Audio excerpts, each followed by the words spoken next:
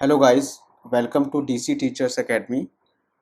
इस वीडियो में मैं सीटेट के कुछ इम्पॉर्टेंट क्वेश्चंस लेके आया हूँ। बेसिकली सीटेट एक ही पैटर्न पर क्वेश्चन पूछता है और हर बार कभी कभी क्या होता है, दो पैटर्न को मिक्स करके भी क्वेश्चन पूछ लेता है। वैसे तो मैंने अलग अलग टाइप के क्वेश्चंस के लिए अलग अलग वीडियो बनाए हैं, वो मेरे यूट्यूब चैनल पे प्लेलिस्ट सीटेट मैथ्स के नाम से उसमें पड़े हुए हैं, आप जाकर के देख सकते हैं। अब मैं जो है यहाँ पर सीटेट के जो भी इम्पोर्टेंट क्वेश्चंस हैं जो उनसे छूट गए हैं वो उन पे वीडियो नहीं बना पाया हूँ, और मुझे नहीं लगता कि उनके लिए कोई अलग से वीडियो बनाने की ज़रूरत है।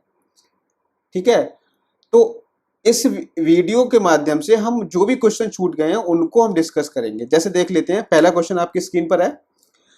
11,1111 संख्या का प्रतिनिधित्व करता है, कौन करता है? तो देखो यहाँ पर इसको कैसे हल करेंगे। ये सीटेट का बहुत ही फेवरेट क्वेश्चन रहा है। बहुत से लोग कंफ्यूजन हो जाते हैं और डी ऑप्शन को लगा आते हैं, लेकिन ये आपका गलत हो जाएगा।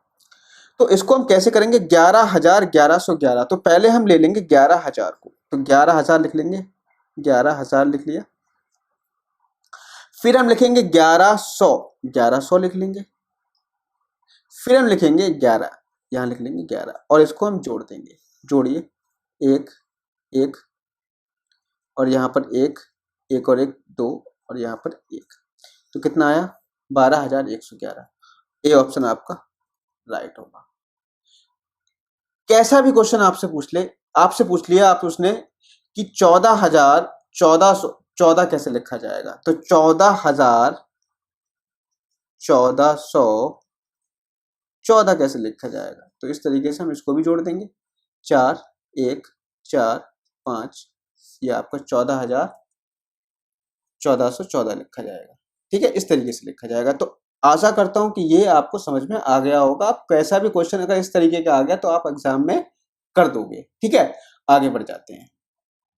यहां पर देखो, अगला क्वेश्चन है, बिंदु ए और बी नीचे दिखाई गई नंबर रेखाओं पर संख्याओं का प्रतिनिधित्व करते हैं।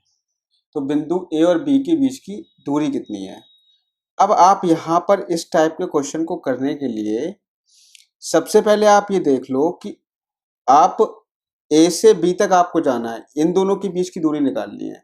लेकिन आपको गिवन कहाँ कहाँ के बीच की, आपको देखो 25,000 से यहाँ तक जब आप जा रहे हो तो आपको 39,000 मिल रहा है। तो आप यहाँ से लेके यहाँ तक कितनी दूरी चल ले रहे हो, ये बताओ। आप इस बिंदु से आप इस बिंदु पर आ रहे हो तो कितनी दूरी चल पा रहे हो, आप मुझे ये बताओ। अगर मैंने इस बिंदु को P मान लिया और इस बिंदु को Q मान लिया, तो आप बताओ P से लेके Q तक आप कितनी दूरी चल पा रहे हो। जैसे मैं आपको बहुत एक अच्छा एग्जाम्पल लेके समझा रहा हूँ। जैसे आप यहाँ पर हो, यहाँ पर मान लो आप हो 50 किलोमीटर आप चल चुके हो, पीछे से चल के आ रहे हो, 50 किलोमीटर चल चुके हो, और यहाँ आप पहुँच गए 90 किलोमीटर। ठीक है, अब आप मुझे बताओ 50 से आप 90 पे पहुँच गए तो आपने कितनी दूरी चल ली? तो आप कहोगे सर हमने 90 माइनस 50, 40 किलोमीटर दूरी हमने तय कर ली। ऐसे ही आप P से Q तक पहुंच चुके हो, तो आप ये बताओ इसके बीच में आपने कितनी दूरी चल ली?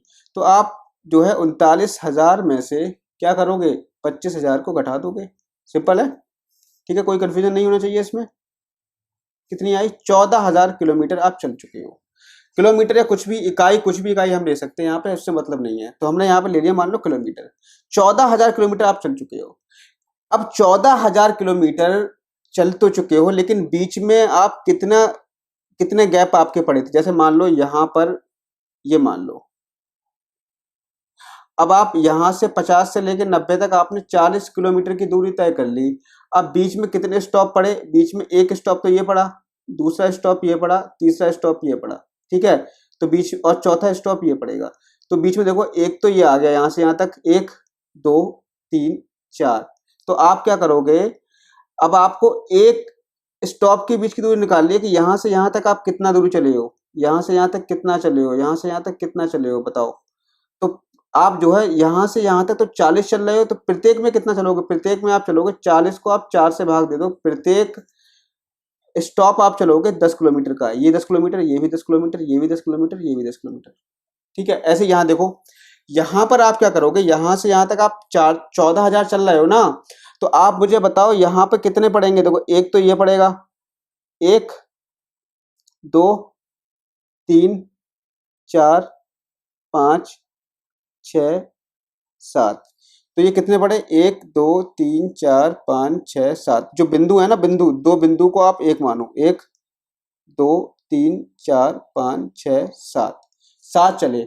और आप जो है यहाँ से यहाँ तक 14,000 किलोमीटर चल रहे हो, तो एक ये जो दूरी होगी, दो बिंदुओं के बीच की जो दूरी होगी वो कितनी हो जाएगी? 14,000 को आप भाग दे दोगे किससे? 14,000 को भाग दे दोगे आप 7 से, क्योंकि 7 यहाँ पे है स्टॉपेज, तो 7 से, सॉरी 14,000 है, 7 से भाग दोगे तो 2,000 किलोमीटर आ जाएगा। तो दो बिंदुओं के बीच की दूरी आ गई है 2,000 किलोमीटर। अब आपको ए से लेके बी तक निकालना है, तो ए से बी लेके बी तक देखो कितने दो बिंदु आएंगे। तो ए से स्टार्ट करेंगे, ए से स्टार्ट करेंगे, देखो एक तो ये आ गया, 2 3 4, तो वो ये आ गया 5 6 7 8 9 10 11, और एक की बीच की दूरी कितनी है? 2,000। तो 11 की बीच की दूरी कितनी होगी? 11 गुणा 2,000, मतलब आपका आंसर आ जाएगा 22,000। कितना आंसर आ जाएगा? 22,000। तो यहाँ पर 22,000 इकाई है, आपका उत्तर सही होगा। अगले क्वेश्चन की तरफ बढ़ जाते हैं। अगला क्वेश्चन है, हरीश ने 18:40 पे यात्रा शुरू की और 22:10 बजे यात्रा समाप्त कर दी, तो पूरी यात्रा में समय कितना लगा? 18:40 पे शुरू किया, 22:10 पे खत्म कर दी। तो मैंने आपको समय वाला बताया था, 22:10 में से आप क्या करोगे? 18:40 को घटाओगे। समय वाला वीडियो जाके देखिए मैंने आपको घटाना बताया है। घटाने के लिए मैं आपको इसमें भी बता दे रहा हूँ किस तरीके से घटाओगे आप देखो, मिनट में से मिनट घटाओगे, घंटे में से घंटे घटाओगे। मिनट में से जब इस मिनट को घटाओगे तो आप देख रहे हो कि यहाँ पर कितना है? 10 है, यहाँ पे कितना है? 40 है।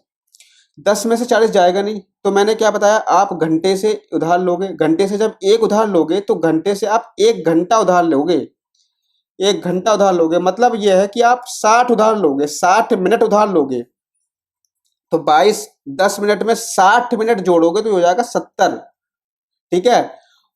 और यहाँ नीचे रहेगा 18:40, सॉरी यहाँ पर जो है 22 में से जब हमने एक उधार ले लिया था तो यहाँ पर बचेगा 21 अब, ठीक है, ये चीज ध्यान रखना, 21 बचेगा। अब यहाँ पे घटा दोगे, 0 में से 0 गया 0, 7 में से 4 गया 3, यहाँ 1 है तो 11 में से 8 गया 3, और यहाँ 1 में से 1 गया 0, तो 3 घंटे 30 मिनट। 3 घंटे 30 मिनट कहाँ पर है? 3 घंटे 30 मिनट यहाँ पर, यहाँ पे ऑप्शन में यहाँ इधर कर लो 3 घंटे 30 मिनट, ठीक है, 3 घंटे 30 मिनट। तो ये आपका आंसर सही हो जाएगा। बेसिकली जो सवाल आपका दिया है ना, तो यहाँ पे 22 20 है, तो आप कोई दिक्कत नहीं है, यहाँ पे कुछ भी मान सकते हो आप, सवाल तो कुछ भी दे सकता है वो, ठीक है। हमने यहाँ 22 10 मान लिया है, तो यहाँ पे आप चेंज कर लो, आपका आंसर इतना ही आएगा, 3 घंटे 30 मिनट। अगर यहाँ पर आपका 20 होता, क्योंकि सवाल जो आपका है सीटेट में यहाँ पे 20 दिया हुआ है, तो उसके अकॉर्डिंग आपका आंसर हो जाता 3 घंटे, आपका कितना हो जाता? यहाँ पर अगर 20 होता 3 घंटे 40 मिनट आंसर हो जाता, लेकिन फिलहाल कोई दिक्कत नहीं है, ये भी सवाल हमारा सही है, ठीक है। अब हम अगले क्वेश्चन की तरफ बढ़ जाते हैं। अगला क्वेश्चन है, यदि निम्नांकित पाई चार्ट में लाल भाग 40 है तो सफेद भाग क्या है? लाल भाग 40 है, तो देखो लाल भाग 40 का मतलब ये हुआ कि लाल भाग है कितना? लाल भाग है आपका 1/2, 1/2 है, तो 1/2 की जो वैल्यू दे रखी है वो कितनी दे रखी है? 40, मतलब आधा जो है वो 40 दे रखा है, आधा 40 दे रखा है। तो सफेद भाग क्या है? सफेद भाग यहाँ पे है कितना? 1/8। तो सबसे पहले हम क्या करते हैं, 1/2 का मान 40 दे रखा है, तो मुझे ये बताओ कि 1 का मान क्या होगा? जब आधे का मान 40 है तो पूरे का मान क्या होगा? सिंपल 80 होगा। या फिर आप यहां से भी निकाल सकते हो, 1 की वैल्यू निकालोगे तो यहाँ 40, 2 को ऊपर ले जाओ, गुणा में आ जाएगा, नीचे भाग में गुणा में आ गया, तो 1 की वैल्यू आ गई 80। अब आपसे पूछ रहा है कि सफेद भाग क्या होगा? सफेद दिया कितना है? 1/8 दिया है, सफेद दिया है 1/8, ठीक है। तो 1/8 की वैल्यू निकालोगे तो 1 रुपए में 80 टॉफी आती हैं, तो 1/8 रुपए में कितनी आएंगी? 1/8 गुणा 80, भाई 1 रुपए में 80 टॉफी आती है, 2 रुपए में कितनी आएंगी? तो गुणा करोगे ना, 1 की वैल्यू 80 है तो 1/8 की वैल्यू कितनी होगी? 1/8 से गुणा कर दोगे। अब जो भी आएगा, आपने 1 की वैल्यू निकाल ली, अब आपको चाहे 1/8 निकालना हो, 1/10 निकालना हो, 1/12 निकालना हो, कुछ भी निकालना हो, आप 80 से गुणा करोगे सीधे। तो सफेद भाग की जो वैल्यू आ जाएगी, 8 से काट दोगे, यहाँ आ जाएगी 10। कितनी वैल्यू आ जाएगी? 10। तो सफेद भाग जो है कितना है? 10 है। यहीं पर आपसे पूछ लेता कि भाई पीले भाग की वैल्यू बताओ, तो कुछ नहीं करते हम, पीला कितना है? 1/4 है, और 1 की वैल्यू हम निकाल चुके हैं 80, तो 1/4 गुणा 80, इसको काटोगे तो पीला भाग कितना आ जाएगा? 20 आ जाएगा। आपसे पूछ ले कि नीला भाग कितना है, ऐसे ही करोगे, 1/, नीला भाग है कितना, 1/8 है, गुणा 80, तो नीला भाग में कितना आ जाएगा आपका, 10 आ जाएगा। ठीक है, नीला भाग और सफेद भाग दोनों बराबर है। ठीक, तो इस तरीके से आपको इस टाइप के प्रश्नों को हल करना है। अगले क्वेश्चन की तरफ बढ़ जाते हैं।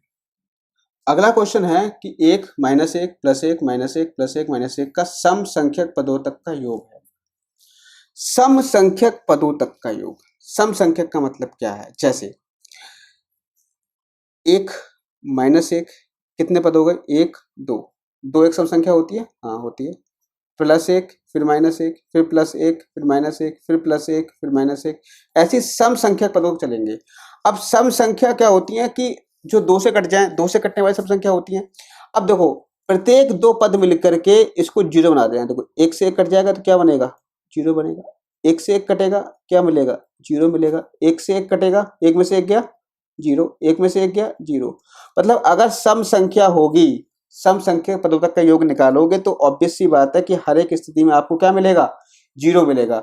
तो सम संख्या तक का योग जो होगा इसका 0 होगा। आपका डी ऑप्शन यहाँ पे राइट हो जाएगा।